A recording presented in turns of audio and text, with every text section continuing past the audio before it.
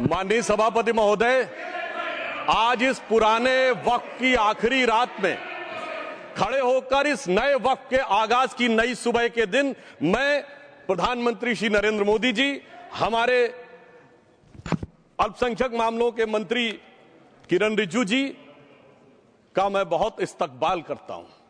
जब वक्त के ऊपर हम बात कर रहे हैं, वक्त की रुखसती का वक्त आ गया है और नई वक्त की नई सुबह होने का वक्त आ गया है। अगर हमें इस पे बात करनी है तो मुझे चार दृष्टि से बात करनी पड़ेगी। एक, इस बिल के तकनीकी प्रावधान जिस पे बहुत सारे लोग बहुत कुछ बोल चुके हैं। दूसरा है वक्त की अवधारणा, तीसरी है वक्त की राजनीति और चौथा है वक्त की राजनीति के नाम पर होने वाली वह सांप्रदायिक बनाम सेकुलर की राजनीति। सबसे पहले हमारे नेता सदन माननीय नड्डा जी ने बताया कि किस विस्तार के साथ इस वक्त कमेटी ने काम किया, किस शिद्दत के साथ हमारी सरकार ने काम किया।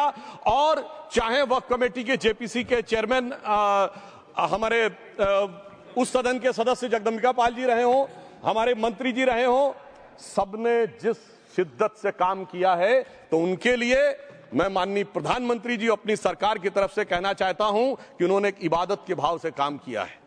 तो मैं कहना चाहता हूं, इबादतों की तरह मैं ये काम करता हूं, अपने फर्ज को झुककर सलाम करता हूं।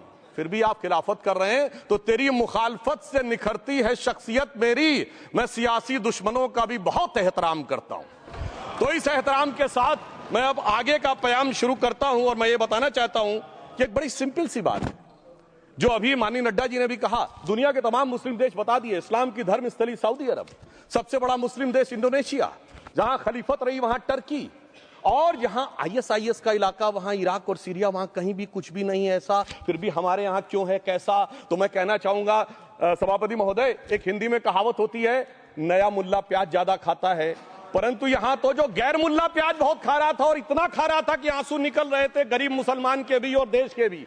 इसलिए मैं कहना चाहता हूं सभापति महोदय, अगर छोड़ दीजिए भारत की बात करिए तो क्या ऐसी कोई शक्ति सिखों के पास है, ईसाइयों के पास है, यहूदियों के पास है, पारसियों के पास है? नहीं है। छोड़ दीजिए, इस्लाम के अंदर आइए। अगर इतना भाईचारा है तो ये सुन्नी वक्फ बोर्ड और शिया वक्फ बोर्ड अलग क्यों है मेरे भाई?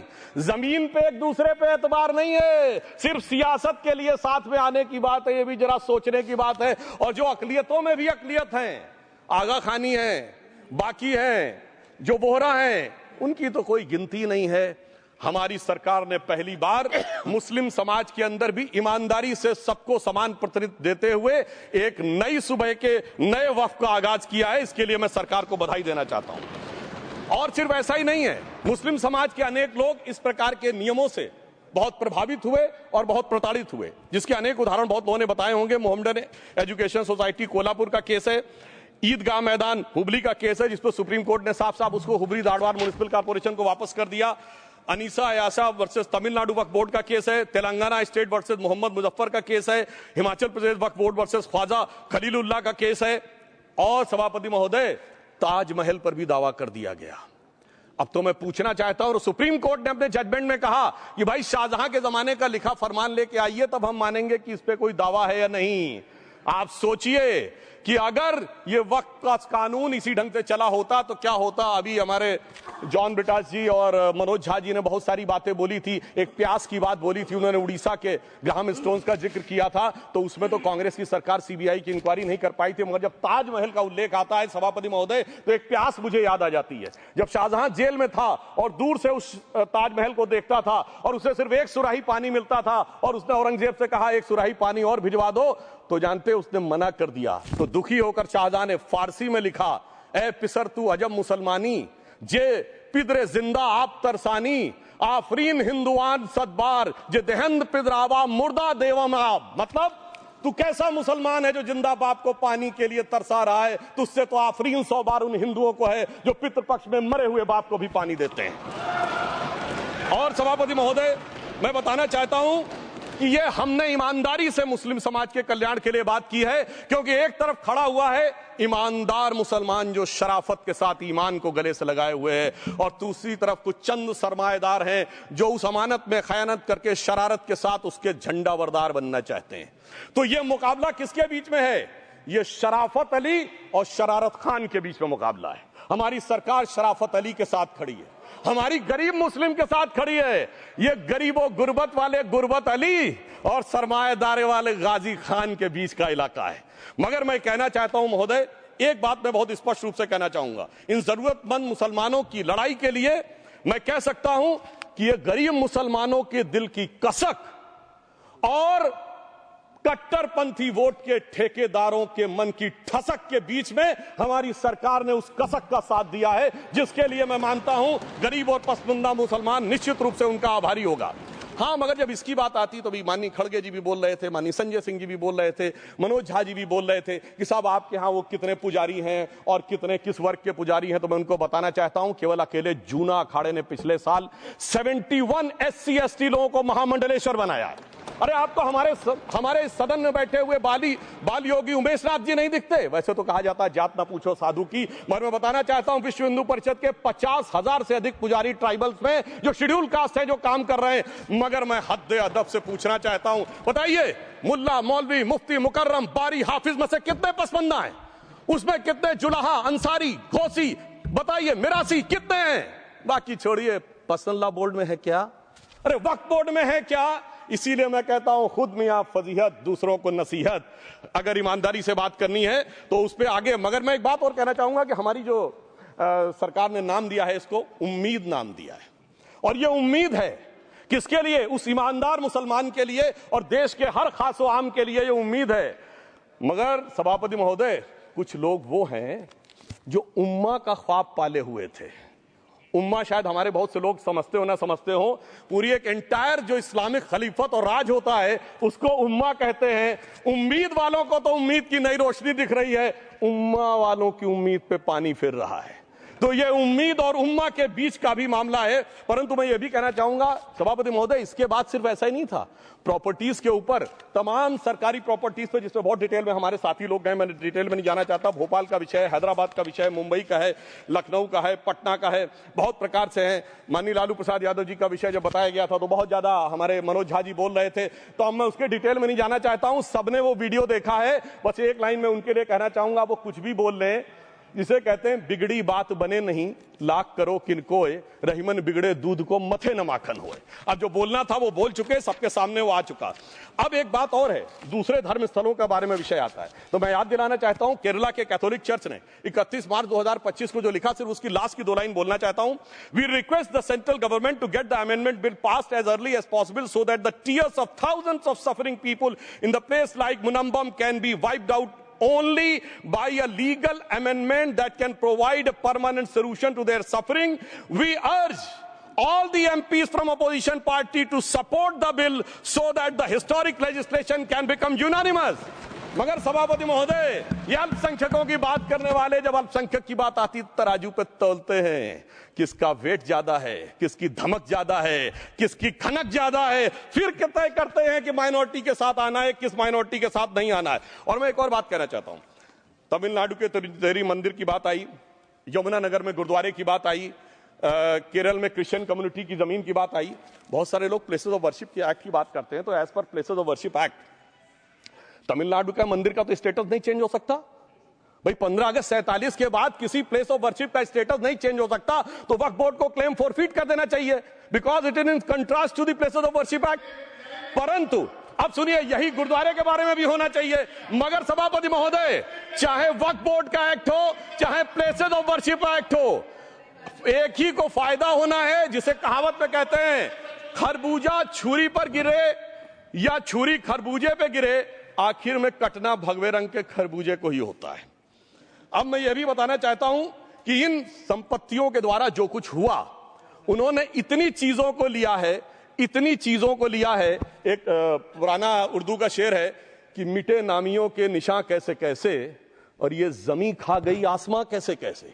इस जमीन ने कैसे कैसे लोगों को अपने में समा लिया, इसकी तमाम तारीख गवाह है। अगर मैं इसमें बहुत डिटेल में जाऊंगा तो सदन का बहुत सारा वक्त जाएगा, परंतु मैं एक बात ये कहना चाहता हूं कि जब इतना ज्यादा आगे बढ़ गया तो फिर कोर्ट ने आगे इंटरवेंशन करना शुरू किया। मैं डिटेल में नहीं जाना चाहता हूं। अभी कार्तिकेय शर्मा जी ने बहुतों ने बोला सैयद फैसल का case versus union of government, Allahabad high court के केस को कहा, मगर Bashir versus state of West Bengal case में उन्होंने बहुत क्लियर कट कहा है कि waqf is not a religion religious denomination in accordance with Article 26 of the Constitution, so the matter relating to the restricting the economic, financial, political and other sectoral activities that may be associated with religious practice under Article 25(2)(a) of the Constitution can be regulated by the state.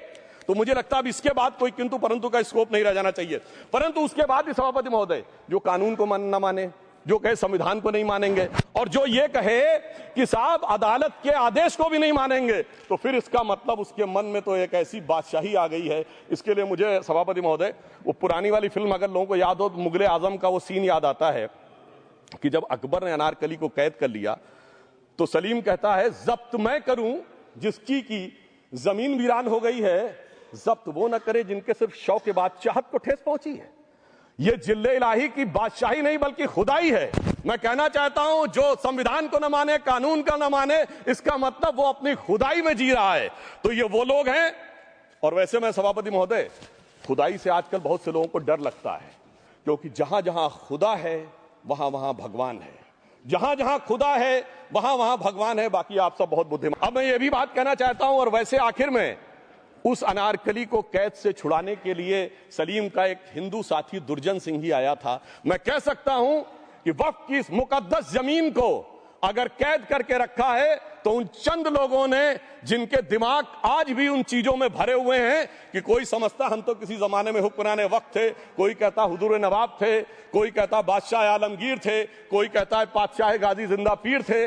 तो नदीमुल हक साहब ने जो बोला था ना, किसी के बाप का हिंदुस्तान थोड़ी है, बिल्कुल मैं कहना चाहता हूं जिन्होंने इस देश के लिए खून बहाया उनके बाप का हिंदुस्तान है, उस गरीब मुस्लिम कारीगर के बाप का हिंदुस्तान है। पर जो ये कहते हैं कि आगरे का लाल किला किसके बाप ने बनवाया, आगरे का किला किसके बाप ने बनवाया, दिल्ली का किला किसके बाप ने बनवाया, हैदराबाद का चार मीनार किसके बाप ने बनवाया, उसके बाप का यह हिंदुस्तान नहीं है। और उसके बाद भी जो आप करना चाहते हैं, अगर इस रास्ते में आप कांटे बिछाना चाहते हैं, तो उनके लिए एक लाइन कहना चाहता हूं सभापति महोदय, तेरी तमन्ना है पर हम खार न बोने देंगे, खार कांटों को कहते हैं, तेरी तमन्ना है पर हम खार न बोने देंगे, तुझे हम राह की दीवार न होने देंगे, तू सबको रौंद कर आगे जो निकलना चाहे हम तेरी इतनी भी रफ्तार न होने देंगे। और इसीलिए हमारी सरकार ने इस विषय के ऊपर एक सही और सटीक प्रयोग करने का प्रयास किया है। मैं दूसरी बात यह भी बताना चाहता हूं, हमारे डीएमके के तिरुचि शिवाजी ने अनायास अकारण यह बात बोली थी कि उस समय जब जिन्ना का उल्लेख करते हुए उन्होंने कहा कि पार्टीशन के समय, तो मैं उनके सुलभ संज्ञान के लिए बता देता हूं, 1946 की कॉन्स्टिट्यूएंट असेंबली में मद्रास प्रेसिडेंसी में 30 आउट ऑफ 30 सीट जो थी वो मुस्लिम लीग ने जीती थी विद 95% ऑफ वोट्स, और एक भी मुस्लिम वहां के बाद बाहर नहीं गया। इसलिए मैं ईमानदारी से कहना चाहता हूं, फैक्ट को समझिए। और जो मद्रास प्रेसिडेंसी के मुस्लिम लीग के अध्यक्ष थे और पीजे पोकर साहब बहादुर और मोहम्मद इस्माइल, वही बाद में इंडियन यूनियन मुस्लिम लीग के अध्यक्ष बने, और उन्होंने 28 अगस्त 1947 को सेपरेट इलेक्टोरेट मांगे, जो कोई जाके कॉन्स्टिट्यूएंट असेंबली की डिबेट में पार्लियामेंट किया। आप वेबसाइट पे पेज नंबर 270 पे जाके पढ़ लीजिएगा। सरदार पटेल ने बड़े गुस्से में इस बात को कहा, अब जो हो गया सो हो गया, एक रात में दिल नहीं बदल गया, मगर अब देश के लिए कैसे आगे बढ़ना है उसके लिए ईमानदारी से आगे आओ। और खैर मैं अंबेडकर जी और पटेल जी के बहुत सारे वो कोट कर सकता हूं, सारी बातों को छोड़िए, मगर अफसोस की बात यह है सर कि अभी मनोज झा जी ने बोला था हम में से कोई शक है, कोई हूण है और ये करिए। अरे भैया जमाने चले गए, अब जेनेटिक सीक्वेंसिंग का जमाना आ गया है। और जेनेटिक सीक्वेंसिंग ने क्या प्रूव किया है, दुनिया के सबसे बड़े मुस्लिम देश इंडोनेशिया के राष्ट्रपति आए थे और राष्ट्रपति भवन में उन्होंने डिनर के दौरान कहा कि few weeks back I got my genetic sequencing done and I was told that I am an Indian GDNA. अरे साहब कहां गुलामी की मानसिकता में पड़े हुए हैं सभापति महोदय। और यहां गुलामी की मानसिकता इस कदर पैबस्त है लोगों के दिमागों में। किसी सदन के एक सदस्य यहां विराजमान है, वो उस समय महाराणा सांगा का उल्लेख कर दिए। मैं ईमानदारी से कहता हूं एक भी इंडियन सोर्स में इसका उल्लेख नहीं है, सारे के सारे फॉरेनर्स और लुटेरों के सोर्स में उल्लेख है। इसीलिए मैं कहता हूं ये गुलामी के जिन्होंने गुलाम बनाया उनके सोर्सेस पे यकीन ना करिए। और वैसे थोड़ा सा आउट ऑफ कॉन्टेक्स्ट हो तो ये भी बोल दूं, हमारे सदन के बहुत सदस्यों को नहीं पता होगा, अलेक्जेंडर के आक्रमण का किसी भारतीय सोर्स में कोई उल्लेख नहीं है, पोरस नाम के किसी राजा का उल्लेख नहीं है, सिर्फ और सिर्फ ग्रीक में है। इसलिए गुलामी की मानसिकता से बाहर निकलिए, तब इन चीजों को आप सही ढंग से समझने में सफल होंगे। मेरा अब यह भी अनुरोध अपने सदस्यों के साथ है।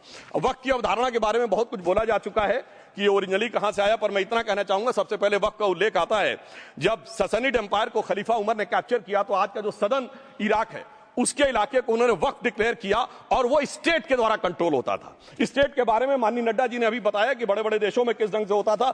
सर सैयद अहमद खान ने भी वक्फ को मूल इस्लाम का हिस्सा न मानते हुए इसके लिए मुजार शब्द कहा है जो शरिया के अंतर्गत आता है, और इसी के लिए उन्होंने फतवा आलमगीरी को भी कोट किया था।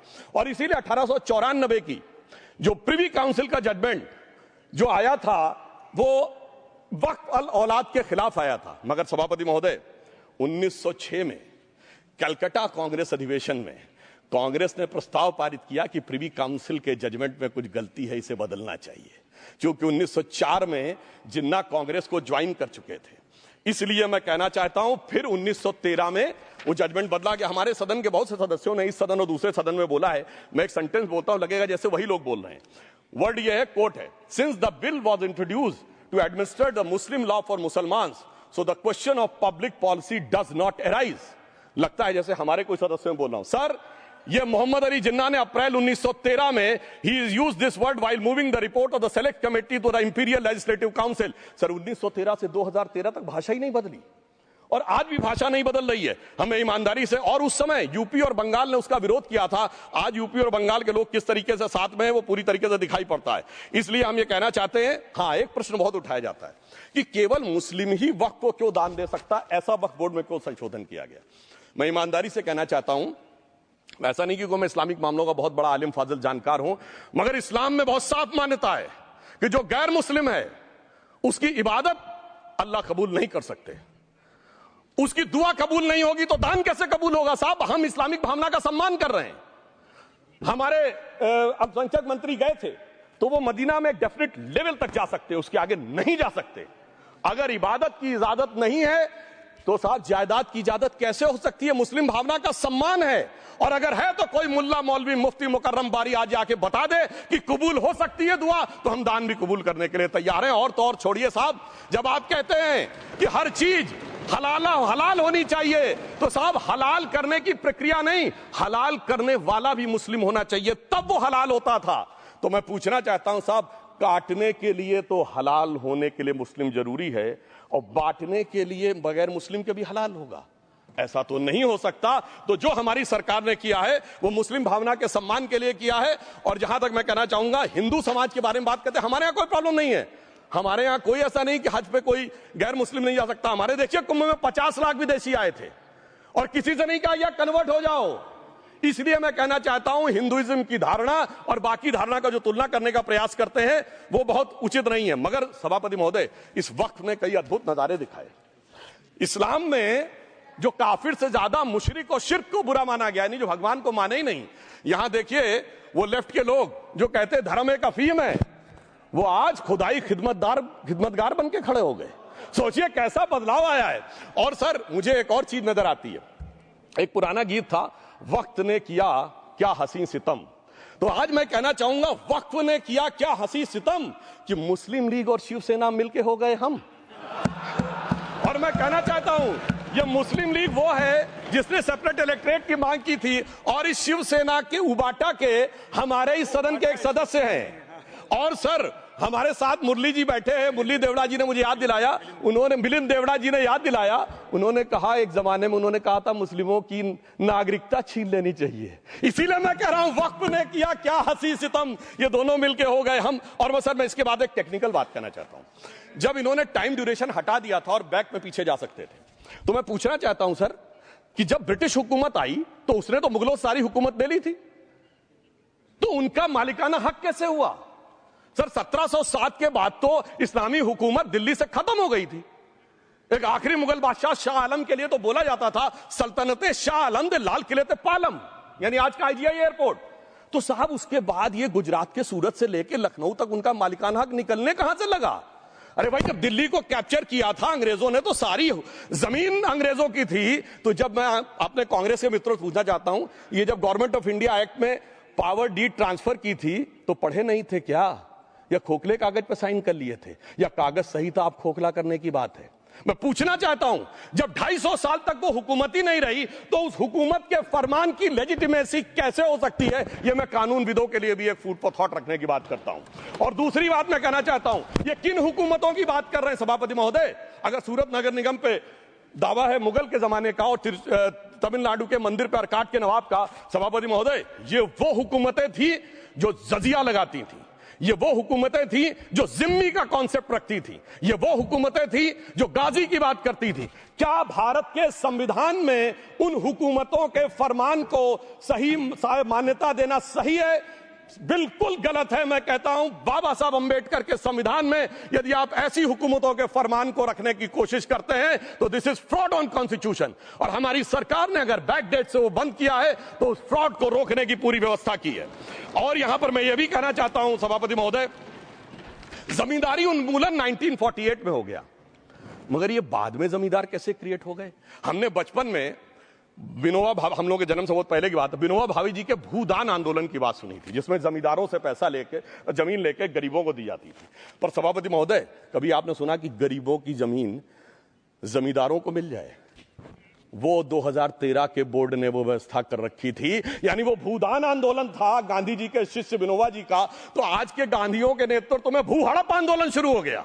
अगर वो भूदान आंदोलन था तो ये भू हड़प आंदोलन था। इसलिए मैं एक और बात भी कहना चाहूंगा सभापति महोदय कि जिन हुकूमतों के फरमान की बात की जाती है, एक और फैक्ट है, इसको कोई अन्यथा न ले, जितने मुस्लिम बादशाह अलाउद्दीन खिलजी के बाद उन्होंने बगदाद की खलीफा का खुतबा पढ़ा है, that is a foreign rule, it's on record. कैसे उसको भारत सरकार मान्यता दे सकती है? इसलिए मैं कहना चाहता हूं जरा सा गौर से देखेंगे तो हकीकत आपके सामने आ जाएगी। और क्या कभी किसी ने कल्पना की, किसी क्रिश्चियन ने तो नहीं कहा कि इंडिया गेट हमारा है, गेटवे ऑफ इंडिया हमारा है, और चर्च नहीं सही फिर भी चर्च गेट हमारा है? तो फिर यह केवल किसी एक के दिमाग में क्यों आती है? हमने जो इवैक्यू एक्ट के तहत दे दिया था पाकिस्तान के गए लोगों को, क्या हमारे जो सिख और हिंदू भाई आए थे उनकी जमीनें मिली? अरे महाराजा रणजीत सिंह की राजधानी लाहौर थी और काबुल तक था राज, तो क्या उन्होंने जमीनें नहीं दान दी होगी गुरुद्वारे और मंदिरों को? वो मिली? अरे वो तो छोड़िए, ननकाना साहब और करतारपुर साहब तक नहीं मिला था। इससे दिखाई पड़ता है कि कितनी एक तरफा हम लोगों ने कोई निगोशिएट ही नहीं किया और उसे करने की बात कही थी। इसलिए मैं कह सकता हूं सर कि अब हमारी सरकार ने जो संशोधन किए हैं, अब यह मजहबी हुकूमत के फरमान से नहीं, बाबा साहब अंबेडकर के संविधान से चलने वाला है। अब मैं अंत में उस विषय के ऊपर आता हूं जिसे सांप्रदायिक राजनीति बनाम सेकुलर राजनीति इसके ऊपर कहा जाता है। सभापति महोदय, मैं बताना चाहता हूं कि जब आजादी मिली उसके बाद क्या किसी ने डिमांड किया था कि हमें वक्फ बोर्ड चाहिए?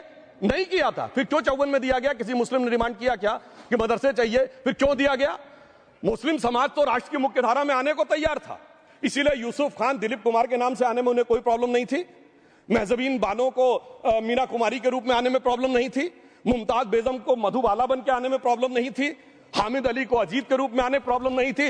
मगर और मैं यह भी बताना चाहता हूं, मुस्लिम समाज में बहुत बड़ा तबका उस समय इस बात को सोच रहा था, और अभी कपिल सिब्बल साहब बोले, ये उस चीज के वकील नहीं, इन्हें पता होना चाहिए, पता होगा कि सुन्नी सेंट्रल वक्फ बोर्ड राम मंदिर में 1961 में मुद्दई बना है, 12 साल के बाद, क्योंकि के मोहम्मद ने लिखा है कि एक बहुत बड़ा तबका था जो ये मानता था कि हमें इस चक्कर में नहीं पड़ना चाहिए। मगर अफसोस कि वही लेफ्टिस्टों, सेकुलरिस्टों ने उनको समझाकर इस मुकाम तक लाकर खड़ा कर लिया। अब यहां मैं एक और बात कहना चाहूं, खैर छोड़िए उन सरकारों ने बाद में क्या दिया, मगर उसके बाद सुनिए, इंदिरा जी के जमाने में मुस्लिम पर्सनल लॉ बोर्ड आया, तो राजीव जी के जमाने में शाहबानो केस आया, तो नरसिम्हा राव के जमाने में 95 का एक्ट आया, तो मनमोहन सिंह जी के जमाने में 2013 का एक्ट आया, मगर इलाज नहीं निकला। तो इसे एक शेर में कहूंगा कि मरीजे सेकुलर इश्क पर लानत खुदा की, मर्ज बढ़ता गया जो दवा की। अब मैं सभापति महोदय एक और बात कहना चाहता हूं, शुरू के 20-25 साल में मुस्लिम समाज के बारे में मैं कहना चाहता हूं। आज जब आजादी मिली तो मुस्लिम समाज के प्रतीक कौन थे? उस्ताद बिस्मिल्लाह खां, उस्ताद फरीदुद्दीन डागर, उस्ताद बड़े गुलाम अली, उस्ताद जाकिर हुसैन, जिनकी अभी कुछ दिन पहले डेथ हुई, बड़े बड़े नगमा निवार, हसरत जयपुरी, मजरूर सुल्तानपुरी, साहिर लुधियानवी, कैफी आजमी, जोश मलियाबादी, जिगर मुरादाबादी। अब सर क्या हो गया? तब मुस्लिम समाज इन अदब के शाहकारों के साथ जोड़ा जाता था। आज मुस्लिम समाज का नेतृत्व किन लोगों के साथ जोड़ता है? इशरत जहां, याकूब मेनन, मुख्तार अंसारी, अतीक अहमद, दाऊद इब्राहिम। कौन जोड़ रहा है ये? तब से सर, जब से ये सेकुलर हो गया देश 1976 से और सेकुलर सियासत शुरू हुई, उसने ले जाकर इनको इस मुकाम तक पहुंचाया। और इस वक्फ बोर्ड के बिल में भी जो बात कही जा रही है सर, मुस्लिम समाज को यह समझाया गया कि तुम्हें बीजेपी वालों को तुमसे बड़ी अदावत है, और कहा गया इनको बड़ी मोहब्बत है। जब यह देश आजाद हुआ, मैं उत्तर प्रदेश का रहने वाला हूं, उत्तर प्रदेश में 1931 की सेंसस में 8% रेट ऑफ डेथ थी और सैयद मुसलमानों में 24% थी। यूपी की ब्यूरोक्रेसी में 20% थे। आज कहां चले गए सब? मैं एक लाइन में कहना चाहूंगा, ये अदावत और मोहब्बत की सियासत में ऐसे फंसे कि किसी को किसी की मोहब्बत ने मारा, किसी को किसी की अदावत ने मारा, मगर इस शराफत अली को सेकुलर सियासत ने मारा। और मैं सभापति महोदय एक और बात कहना चाहता हूं कि चलिए बोलिए। Fauzia Khan, please one second, mike is there. Yes, ये बोल रहे हैं मुस्लिम समाज आज का इशरत जहां और फलाना टेररिस्ट के साथ नाम जोड़ रहे हैं। ये बिल्कुल आरोप है सर, इसको एक्सपंज करना चाहिए। ये समाज के साथ अन्याय है। ये बात आपको एक्सपंज करना होगा सर, ये बात को। एक honourable member, if you would carefully go through what Sudhanshu has said, I am sure you will appreciate his spirit. Just think for a moment. He has not cast any aspersions. Sudhanshu, go ahead. Time में जवाब दूंगा और उसके बाद ये हमारा सदन माने ना माने जो देख रहे होंगे उनके लिए कहना चाहता हूं, sir, doctor APJ Abdul Kalam. One second. काहे परेशान? Vaiko ji, honourable member, Vaiko ji, oh my God, Vaiko ji,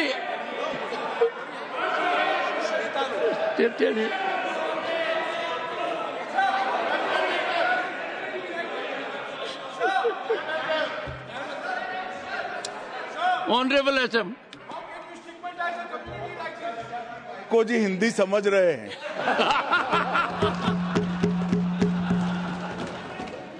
One second. Fauziya Khan, one second. First, I think. One second. Sir क्या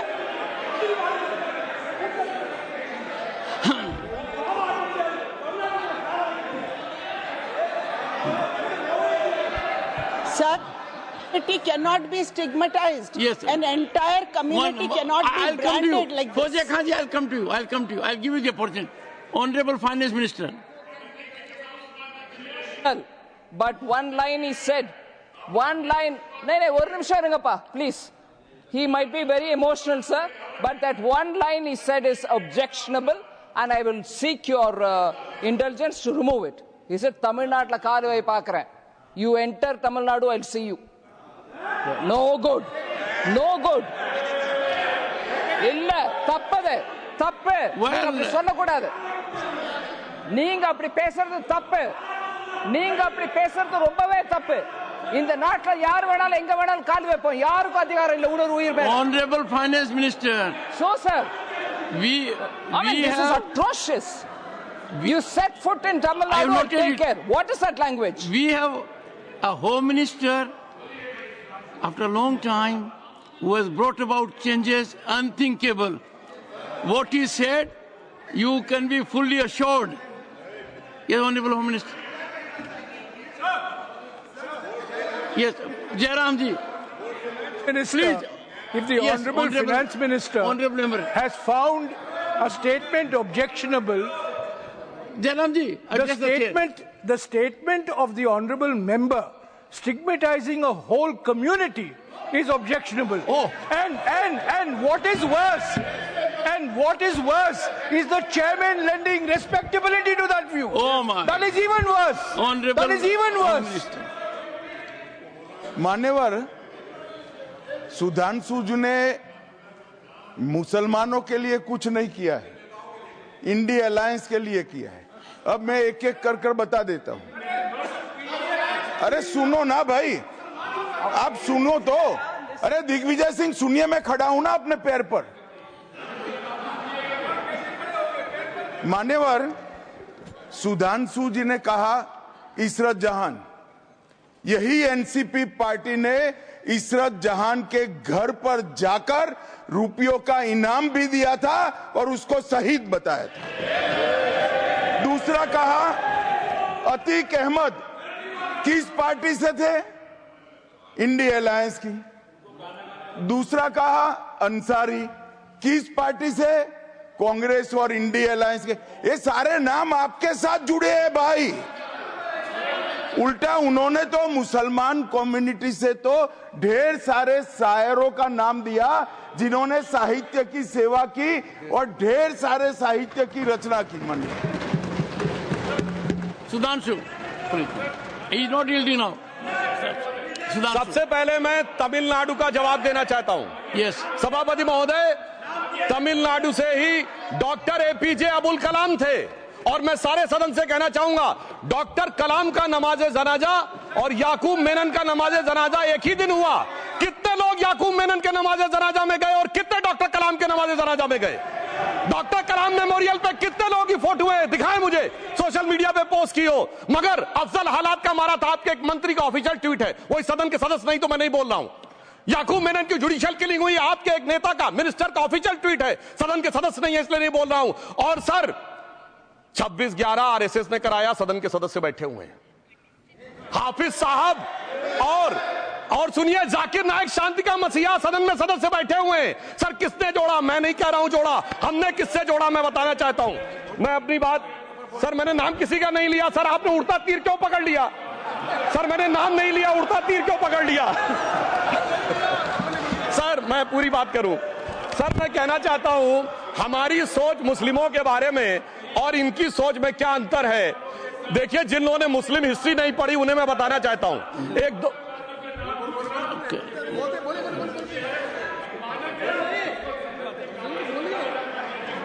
सभापति महोदय, मैं थोड़ा उन लोगों को इस्लामिक हिस्ट्री के बारे में बताना चाहता हूं। ऑनरेबल